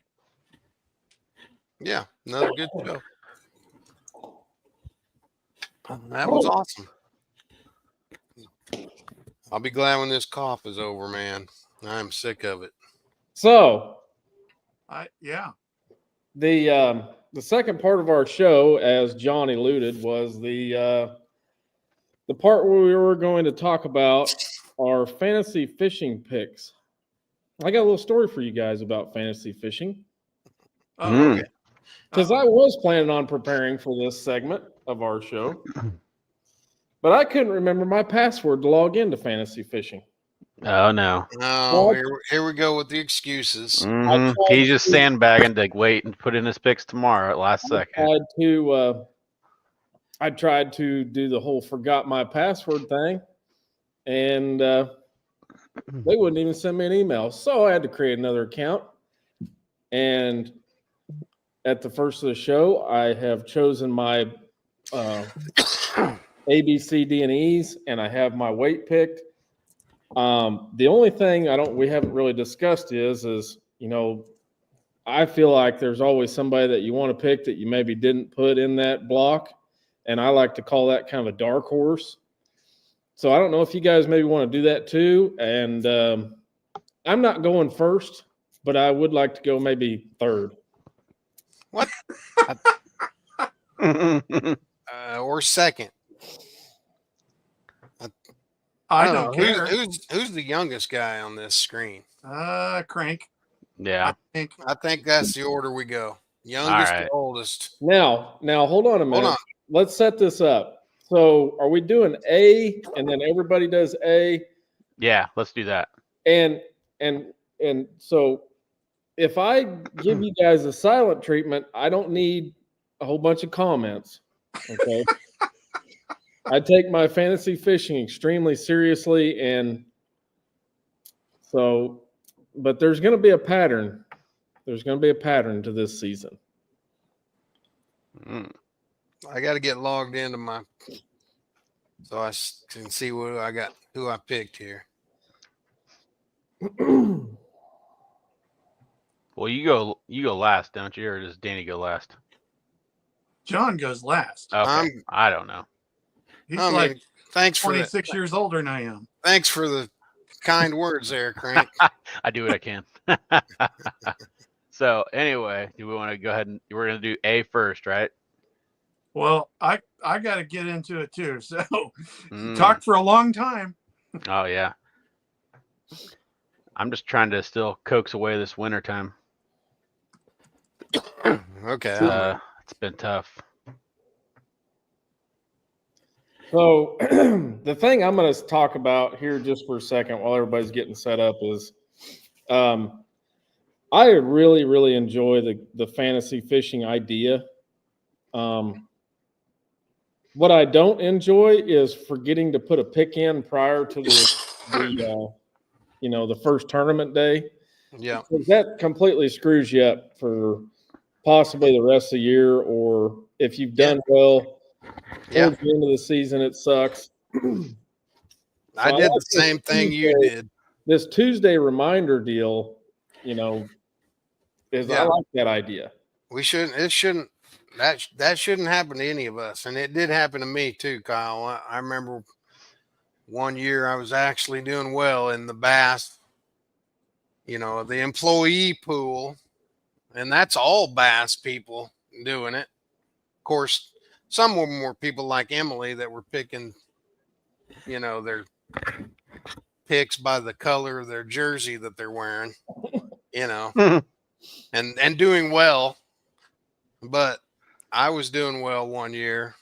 I was in like second or third in the pot. And last tournament of the year, forgot to put in my pick. So, and Danny, do we need to keep talking? Because I've got a couple of tips for I'm people. in finally.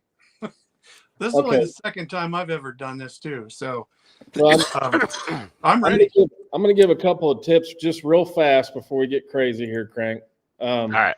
For the people that don't know on fantasy fishing, when you click view group and you hit A, that's a list of guys that is kind of predetermined a little bit. It's also how, if throughout the year, it's how they're ranked in AOY. But if you were to just say right now at the top of Group A is Will Davis Jr. from Sylacauga, Alabama, and he's got a 0.6 own percentage. That's however many people in Bassmaster Fantasy Fishing has picked him based on how many people are members of the fantasy. If you want to look at that guy's stats, all you have to do is click their name, and it takes you straight to their stats. So then if you want to take a deeper dive into if Will Davis Jr. has caught him on the St. Johns River historically, you don't have to go hunting and pecking in his angler profile to find him. So I think that's a really neat deal that they've helped out and done. Yeah. But anyways, Crank, you're up. All right. Well, with my first pick in Group A, Corey Johnston. Okay. I like it. Is there any reason why you picked Corey Johnston? He's done well in Florida in the past. Okay. Yep. Some of my later picks will also be historical, successful Florida fishermen. Okay. And it's not really one of them fishing, it's two, because they're both, I think they're between him and his brother, they work together pretty well. Mm-hmm. Mm-hmm. My Group A bucket's Pat Walters. Just from talking to him just the other day, I think he's going to come into this year swinging, and I think he's got a lot of confidence. And confidence is, 95% of the game sometimes. So, yeah, my pick, Pat Walters.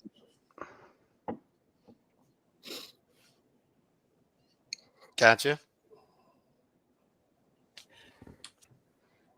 Ditto. It's not a bad idea. Yeah, I picked Patrick. One, he's been a guest. I thought so that's where I started. I started with, well, which of these guys has been a guest? Okay. And then I read down the list and I thought, well, Patrick did pretty well in that type of situation last year, so we're going to pick him. John? Very good.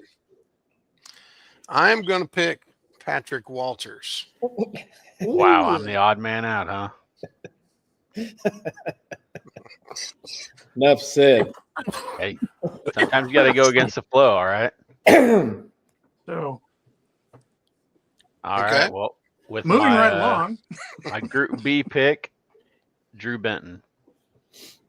That's legit. That's a good pick. I actually went back and forth with Drew Benton and somebody else. But who was somebody else? I picked John Cox. Oh my gosh, this is going to get funny.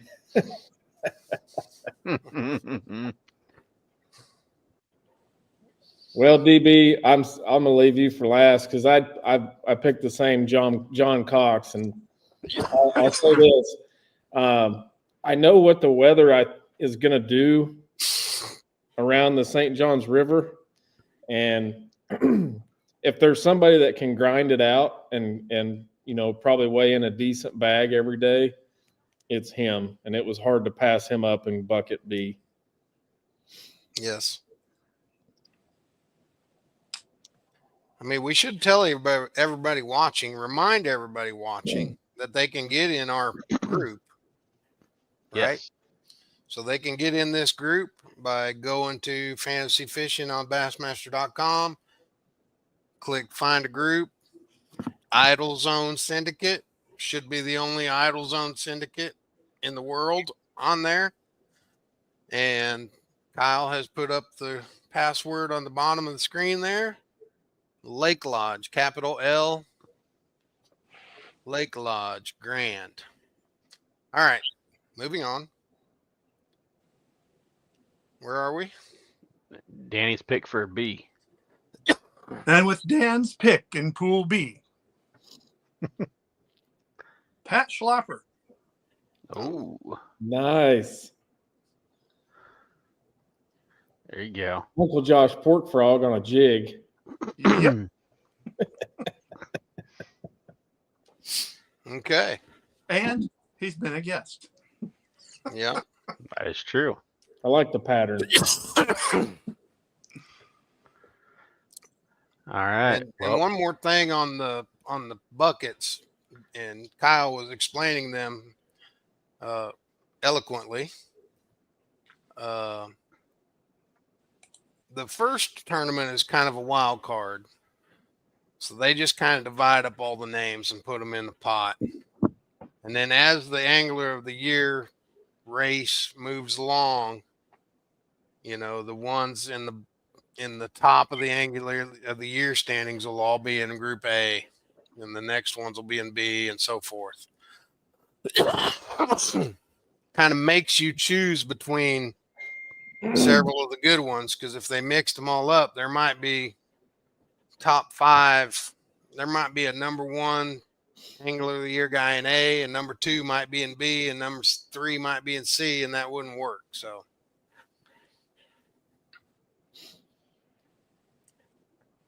carry on. All right. I just found out we got people watching us that are currently in Mexico on the beach Nice. at a resort right now. Wow. What a Oh, life. cool. Everybody give them a thumbs up and hope maybe we can suck some of that heat out of Mexico for us up here in the frozen tundra. I saw Right. earlier we had a high school principal from Michigan watching. Yeah. That was cool. Where were we? Carry on. We're to crank. Group C. This one's going to be pretty obvious why I picked this, but I received a hat from this angler at the Classic this year before launch one morning. Kyle Welcher. Okay. Team Kyle. Team Welcher.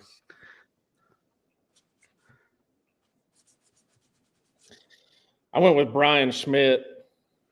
I just think he's a good shallow water grass fisherman. I mean, he hasn't won in Florida, but I think it's coming. Yeah. Good pick.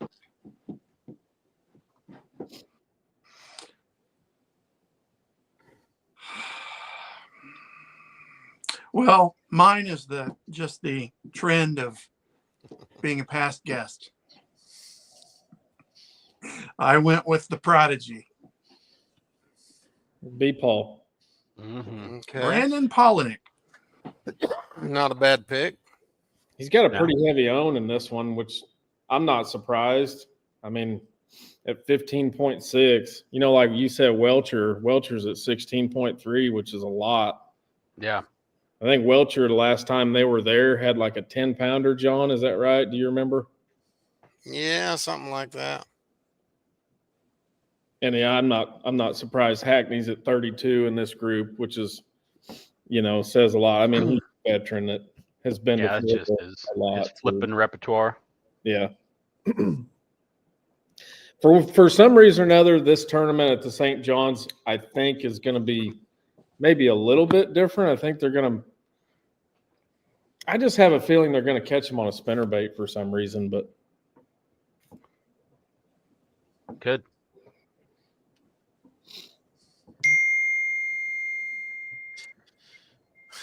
I chose in Group C Bob Downey. yeah, and see, that's somebody I don't know a whole lot about.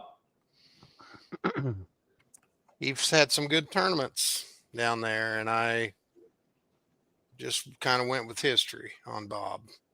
I like how Mercer introduces him on stage. Mm-hmm. Old Bob. Old Bob Downey. Old Bob Downey. Yep. He's had some good tournaments on St. John's. So that's why I went with him. All right, moving on to Group D. I got Mark Menendez for Group D. He's a hammer in Florida most of the time. Mm-hmm. I picked Matt Herron. Oh, good one. I picked Nice. Matt Herron because when we talked to him,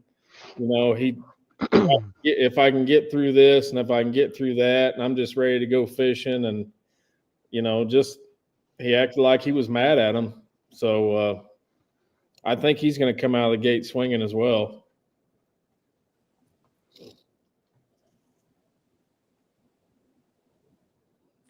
Mark Menendez, past guest.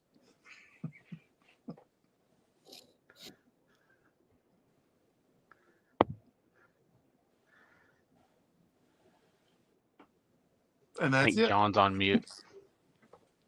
John's on mute. I Mhm. picked in Group D Caleb Kufal. Good choice. Also because he's done well on the St. John's. And I think he's going to Uncle Josh pork frog and jig him to death too. Then I like him. We'll see. All right. My last pick, Group E, the cruise missile, John Cruz. Cruise missile. Mm-hmm. Historically, it's been really good on the Florida. Yep. I think the last time they were there, he won. Am I not mistaken? I can't remember. Possibly. He did really well if he didn't. He had some pretty cool catches on camera. I remember that last time.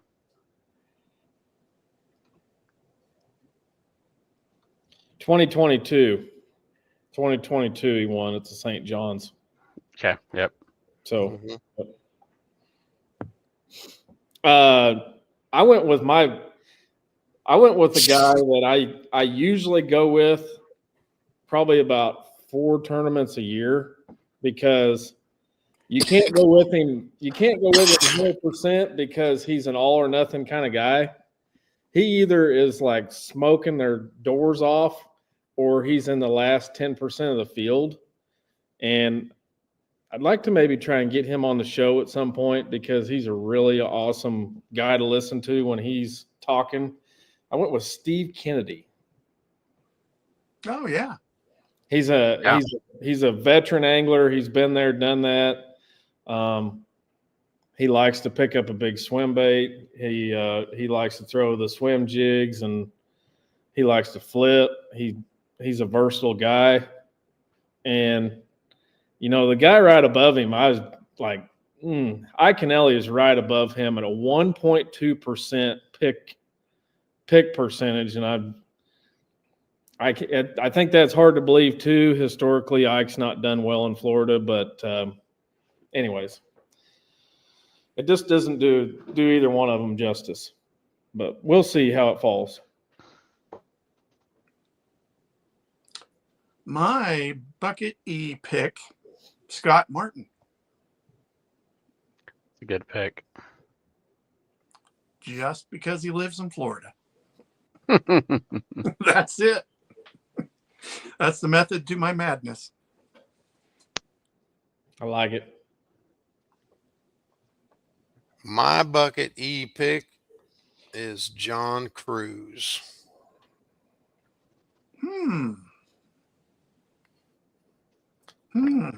Part of the reason why I went with John Cruz, and I think if I'm remembering my research, Bob and Caleb, is in 22 when John won, they could not go into Rodman. And last year when Johnston won, they were in Rodman, and they're not going to be in Rodman this year.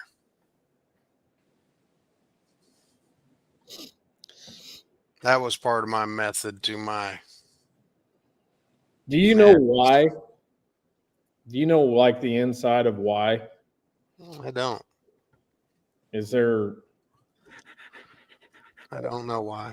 That I heard the same thing, but nobody ever elaborates on. We should have asked Gene last week. Maybe Gene's listening. Gene, if you're listening, do you know why they're not fishing Rodman? I don't know if Gene's on here or not. Or is it? I mean, are they going out of Palatka? Yeah, I think so. I thought maybe they changed ramps or something and decided to cut it off for fun, or who knows. I'm pretty sure they're going out of Palatka. Well, Crank, what's your guess for total weight? I got 83 pounds, 7 ounces. I went with 85.08. And I think it's going to be a good tournament, but I think it's going to be a tougher tournament because of the weather. I mean, I think they're getting some colder days down there right now, too. They're kind of on a cold trend. So I think it's going to be a little bit of a grinder for them. Danny? I went with 90-12. 90. Well, I can't see my weight. It's right below your roster, John. No, I can't see it because I made my screen so large it's off the screen. You know they make glasses, right? Well, I'm trying to do it with my finger pad, and it's not. 87.2 is what I picked. We're all in the ballpark. 87.2. Yeah, I think so. Cool. Are we going to do the other one? What other one? Yeah. The drain the lake. I don't know how to do the other one. The drain the lake? Oh, I didn't do the other one. I didn't either. Drain the lake is very simple.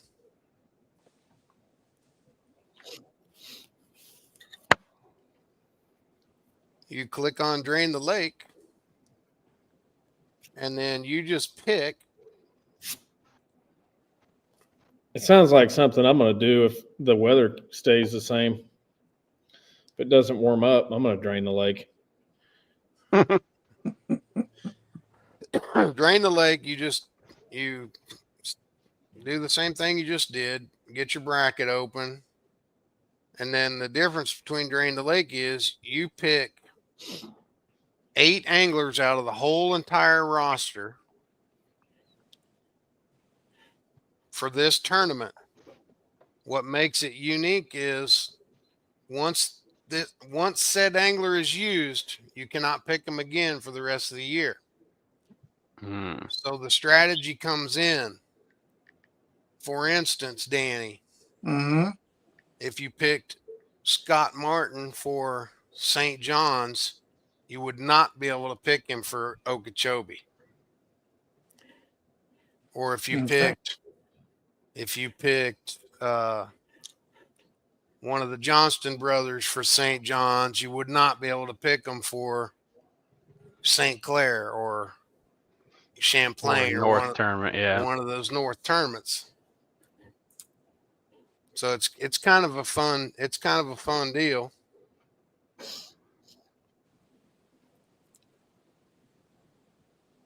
Okay. Well, but if you haven't done it, it takes a minute. Yeah. Because you got to look at them. So we got D-Pop, K-Crank, Fitz, Water, Bass Strike Nonstop, Kibby, Fish Kister, Danny M, and Jayhawk John in the group currently. There you go. Yeah, that's not very many. Is everybody else scared or? So far, D-Pop is ranked 1, but all the scores are at 0. See, mine says Mr. Jayhawk John is 1 on mine. Yeah, so it's to be decided, fellas. Yeah, it's all random. If you're not first, you're last. But if you want to get in, try to get in the Drain the Lake one. We won't go over our picks for this first one since none of you all did it. But maybe for the next one we do. After you learn how to do it, then we can go through them really quick and just say, these are my picks. These are my picks. We don't have to go round by round. Sure. Yeah. Cool. Well, they canceled the tournament Saturday, so we don't have anything to worry about there. They moved it to next Saturday, right? Is it next Saturday? No. March 1st. March 1st. 2 Saturdays. Right. 2 Saturdays, and then we may have some other fishing to talk about. I actually get to go out and wet a line finally. So, yeah, 2. Future no, that is the next one after this one. Yep. Future We're Bass, almost there. Future Bass on Grand on the 2nd, and so stuff starts really kicking off first week in March on Grand, and I'm ready to get after it. And for those of you that don't have nothing to do during the week, you retired folks, Mark Moody's of the world, ABA on Grand. March 26th is the first one. It's on a Wednesday. But I just got the new tournament list, and they are on the list. So, and next week's guests,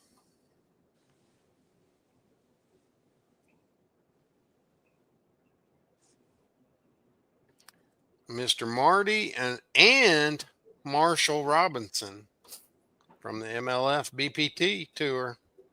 Marty the party. Maybe we can get Marty to break dance. Maybe. Never know. Maybe we can get him to give us a tour of his shop. That would work too. Oh, yeah. Yeah. Yep. Well, my feet are cold, Danny. Your feet are cold. Mine too, and I'm inside. I don't know. This beach is pretty nice where I'm at. Well, it looks groovy, man. It looks warm. Mm-hmm. You're at one of those places where it never gets dark. Yeah. Yeah. Right. Sun does not set there. In my Bucky's Hawaiian shirt. Oh my goodness. That's funny. Yeah. All right, fellas. All Let's right. go crawl under the covers. I Mhm. think I will. Guys, as always, thanks for watching. Man, come and join us on the fantasy fishing stuff. If you can't find it, message one of us. We'll walk you through it. See you next time.